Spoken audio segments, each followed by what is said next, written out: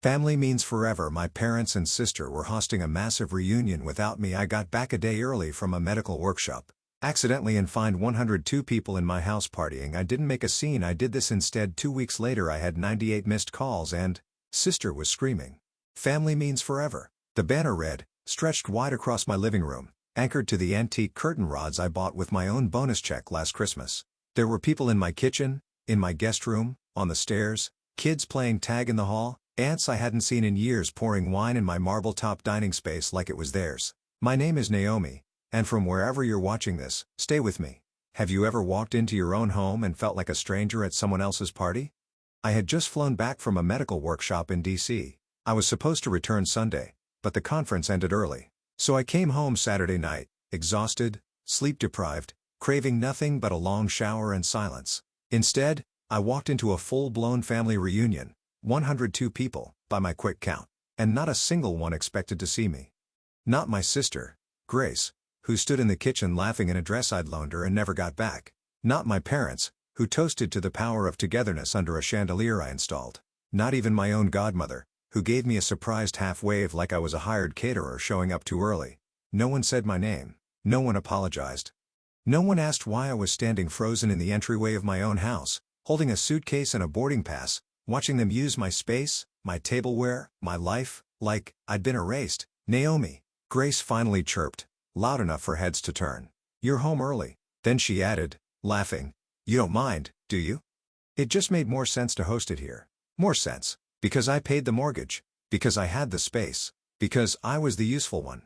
Never the valued one. I didn't make a scene. I didn't scream, cry, or throw people out. Instead, I wheeled my suitcase into my room, locked the door, and started planning. 2 weeks later, after one signature, one final meeting, and one beautiful digital transfer, I had 98 missed calls, and Grace was screaming into my voicemail like her life was crumbling.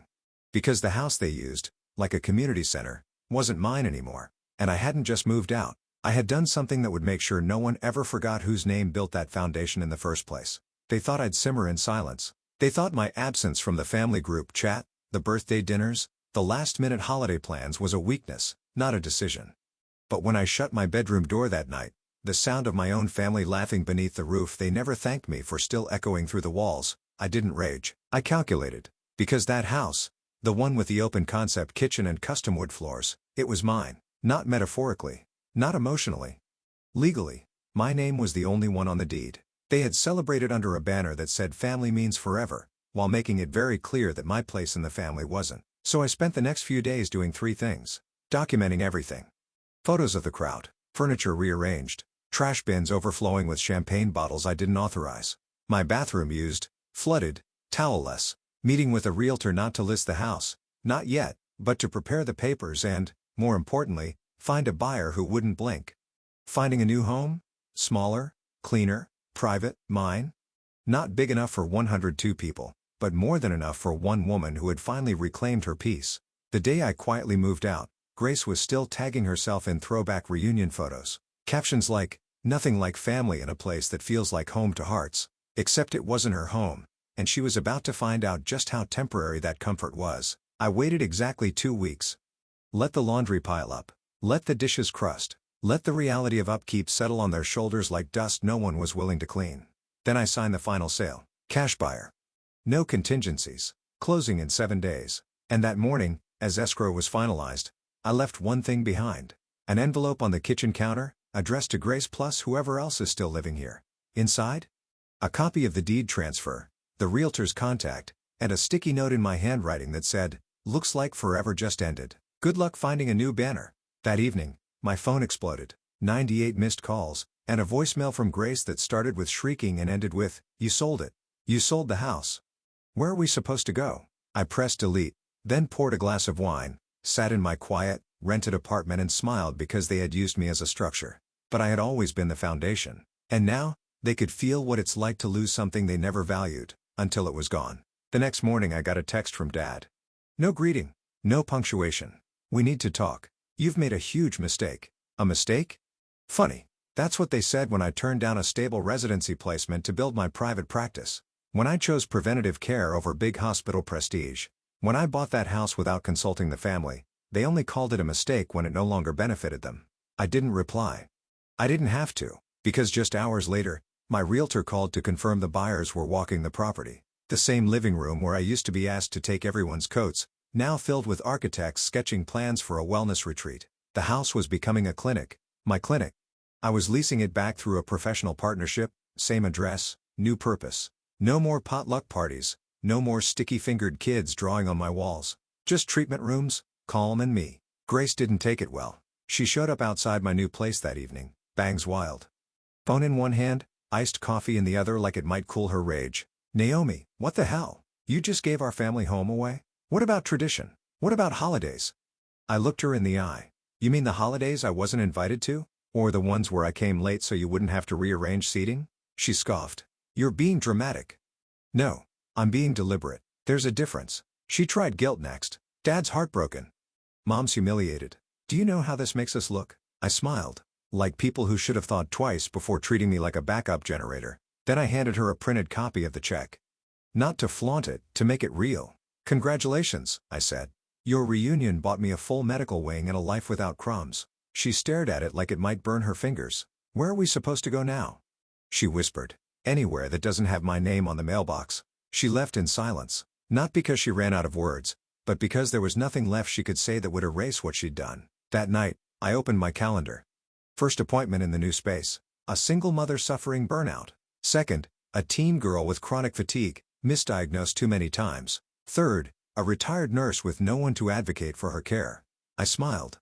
Because, while they mourned the loss of a party house, I was turning it into a place that actually heals. By the end of the week, the group chat I was never part of had turned into a full-blown crisis thread. How could Naomi do this? Where will we host Thanksgiving now? Did anyone get copies of Grandma's recipe binder before she changed the locks? I didn't read the messages directly. They came to me through screenshots from my cousin Layla, the only one who ever asked, "Hey, do you actually want to come?" Instead of, "Why didn't you show up again?" She sent me one message that stood out more than the rest. They're acting like you burned down the house, but all you did was stop setting the table. Exactly. Because I've been hosting without being welcomed for years. They loved the space I created, the warmth, the comfort, but never the person behind it. Not when I skipped med school. Not when I launched my own integrative care practice. Not when I said, I'd rather do it differently, instead of, yes, Mom. To them, I was always the fragile one. The sensitive daughter. The overreacting sister. Until the deed said otherwise. Until their favorite party house had a new plaque by the gate, Shoreline Integrative Center, founded by Dr. Naomi Reyes. And that plaque? It broke the illusion. Because the moment my name wasn't silent, it was threatening. I got one last email from Mom. No dear. No love. Just, you've alienated yourself from everyone. You might own the walls, Naomi, but you've torn down the family. I stared at the line for a long time. Then I wrote back, you built a family where I was useful, but never valued. You expected me to carry everyone, and when I quietly stepped away, you called it betrayal. It's not. It's a boundary. If that tears something down, maybe it was never that strong to begin with. I didn't alienate myself. I just stopped offering free space in a home where I wasn't invited to sit. She never replied. That weekend, I opened the clinic doors to our first official clients. Mothers, daughters, people who had been dismissed by louder rooms. People who just wanted someone to listen. And in the quiet healing of my new space, I thought they had a chance to include me. They chose to use me instead. And now, they were standing on the curb outside a house they called forever, holding folding chairs and memories, while I stepped into a future they were never meant to own. The next major holiday came fast: Thanksgiving. Every year, my house had hosted it. Not because they asked, but because it was convenient. More room, better oven, enough chairs. Grace used to text me 2 days before. Hey, can you do this stuffing again? Yours is just less soggy than Mom's. No invite, just expectation. I was the venue, the unpaid planner, the cleanup crew. And they'd sit there, grinning, complimenting the centerpiece I made, then switching to a new topic whenever I spoke. But this year, the gate code was changed, and my new tenant? A woman named Dr. Hadley, who ran prenatal care programs and didn't take kindly to surprise doorbell rings from emotional aunts with store-bought pies. At 3:48 p.m., Grace posted a photo, 10 of them, cramped in a tiny condo kitchen, folding chairs lined up like it was a job interview. The caption read, "Family isn't about where you are, it's about who shows up." Red heart, #thankful. Except I did show up for years. I showed up when Dad was recovering from his heart surgery. and no one else remembered the medication chart. I showed up when Mom forgot to get the heater fixed in winter, and I paid for it quietly. I showed up when Grace couldn't make rent and called me sobbing at 1:30 a.m., and I zelled her $1,200 before she even asked. But I never got a plate, never got a speech, never even got a chair with my name on it. So this year, I set a new table. Not figuratively, literally. At Shoreline Integrative Center, we hosted our first community Thanksgiving. We opened the clinic lounge, catered a meal, and invited single mothers, underpaid caretakers, and women who didn't have real family but had real hearts. There were tears. There was dancing. There were toasts that said thank you with sincerity, not obligation. Mid-meal, an older woman stood up and looked straight at me. "You gave us a place to be seen," she said. "That's not family by blood, that's family by choice." The room clapped, and I realized this. This was home. Not the house I sold. Not the DNA I left behind. But the table where I no longer had to shrink to fit. Later that night, I checked my phone. No missed calls. Just one message from Layla, my cousin. "They still don't get it, but I do. You built something real. I'm proud of you." I looked around at the full plates, the full hearts, and I thought they can keep their banner because forever doesn't mean anything when it only applies to the ones they choose. But now, I choose. By December, the family had a new strategy. Rewrite the past fast. Grace posted a carousel of old photos. US in matching sweaters. Me, age 10, carving turkey while the adults drank wine. Caption: "Through ups and downs, we've always been together." That's what matters. Red heart # family is everything. Except no, we weren't always together. They were always together.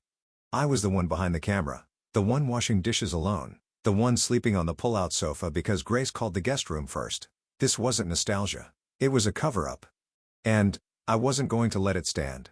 But I also wasn't going to fight. I didn't need to because the clinic, it was growing fast. We were booked solid into March. 2 new physicians joined our team, and a local reporter asked to do a human interest feature called Healing Her Way.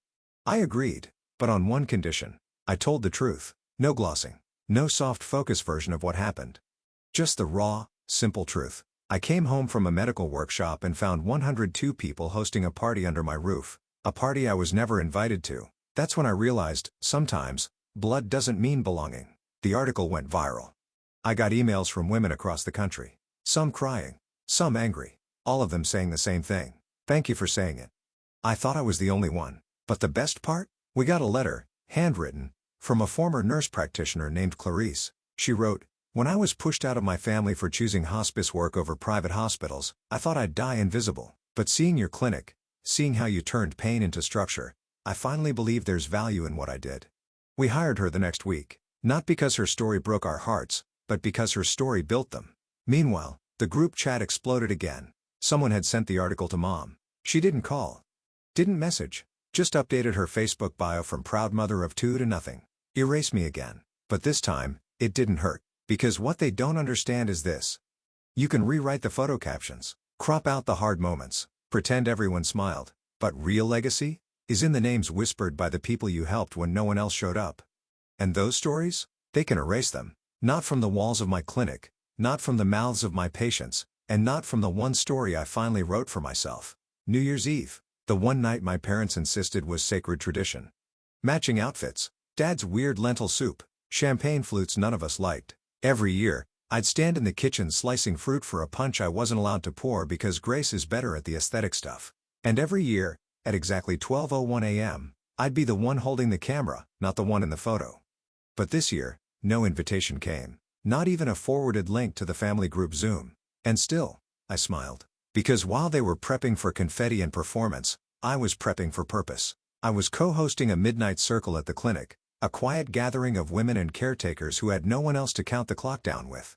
Some were patients. Some were single. Some were just tired of pretending they felt loved in places that only tolerated them. We sat in a circle. No fireworks. Just warmth. Candles. Real stories. A teacher shared how her own brother took over her house after she cared for their dying mother. A mother admitted her daughter hadn't spoken to her in 6 years because she didn't choose the right man. And then they looked at me. "What about you, Dr. Reyes?" One asked gently. "What did you leave behind this year?" I took a breath. "An address," I said. "And a version of myself who waited too long for someone to save her a seat." They nodded. Not in sympathy, in understanding. Because we all knew what it felt like to be present in everyone else's life, but absent from our own. At midnight, We rang in the new year together, not with noise, but with peace. Across town, Grace posted a reel. Matching dresses, party horns. Caption: the ones who matter are always here. Kiss mark sparkles. Still trying to speak to me through exclusion. But I didn't feel hurt. I felt proof that I no longer needed their invitations to feel welcome because I'd made my own space, one that never asked people to shrink. A space that didn't care about optics, only truth. And truthfully, this was the first New Year's I hadn't felt alone. Because when you stop begging for connection and start building community, you stop being erased. You become unmissable. 3 months later, I received a thick white envelope. Handwritten. From Mom. Inside, a long letter. Sloppy cursive, pages of reflections and justifications. We didn't mean to hurt you. You've always been more independent. We thought you preferred it. You were busy. We didn't want to burden you with hosting. We made mistakes, but we're still your family. Still asking me to fold myself back into a shape that made them comfortable. Still pretending it was a misunderstanding, not a pattern. Still trying to return to a home they burned while I was away, thinking I wouldn't smell the smoke when I came back. The last page had a bold ask. Come to Grace's baby shower. It won't be the same without you. She misses you.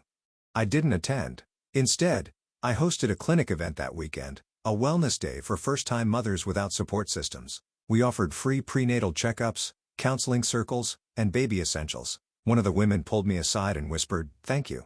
I haven't felt like someone cared in a long time." I smiled. You're not alone anymore. Later, while cleaning up, I saw a text from Layla. Grace is crying. Your absence is louder than any gift.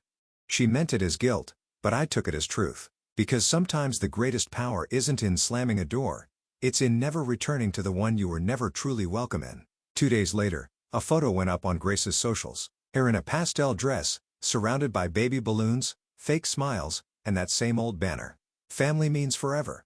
Except the house in the background wasn't mine. They'd rented a venue this time because the real home, the one they once claimed with their wine glasses and matching shirts, that home had walls now. Standards. Luxe. It wasn't for them anymore.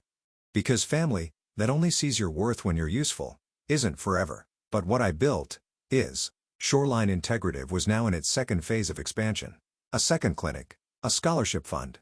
A waiting list of women who used to feel as invisible as I did in my own dining room. And me? I was no longer asking to be seen. I was the spotlight now. So, when people say, "You sold your childhood home?" I say, "No. I reclaimed it. I turned it into something they could never sit in again because it finally reflected me."